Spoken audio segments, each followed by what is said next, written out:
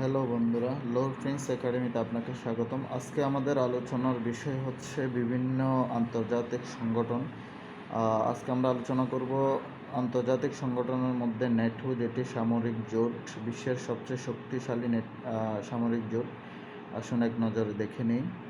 পরিচয় হচ্ছে সামরিক জোট, যেটির পূর্ণরূপ হলো নর্থ আটলান্টিক ট্রিটি অর্গানাইজেশন।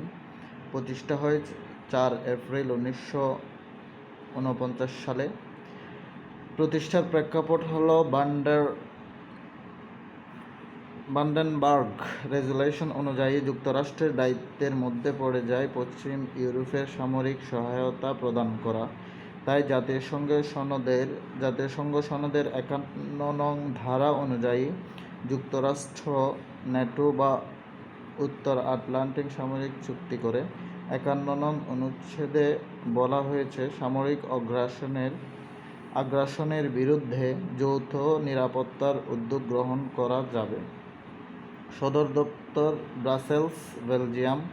প্রতিষ্ঠাকালীন ছিল লন্ডনে। প্রতিষ্ঠাকালীন সদস্য 12টি দেশ আর বর্তমান সদস্য হচ্ছে 31টি। সর্বশেষ সংযোজন ফিনল্যান্ড। ইউরোপিয়ান সদস্য 29টি। সাবেক ওয়ারশো-প্যাক্টভুক্ত সদস্য দেশ হচ্ছে 8টি। গ্রিস ও তুরস্ক সদস্য হয় 1952 সালে। পশ্চিম জার্মানি যোগ দেয় 1954 সালে।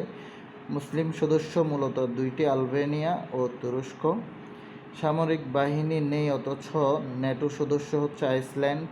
সাবেক সোভিয়েতভুক্ত দেশ 3টি, যেমন এস্তোনিয়া, লাটভিয়া ও লিথুয়ানিয়া।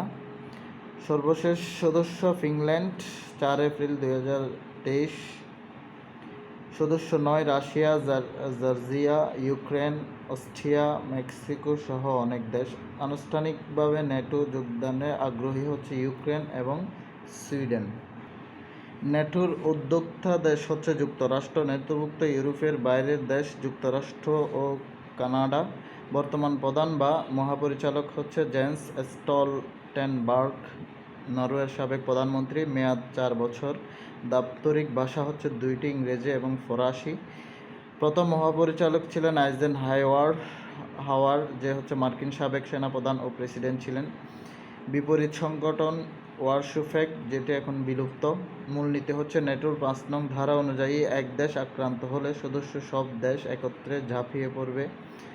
আফগানিস্তান মার্কিন অভিযানের নাম ছিল হচ্ছে অপারেশন এনডিউরিং ফ্রিডম 2001। ধন্যবাদ বন্ধুরা, আজকে পর্যন্তই।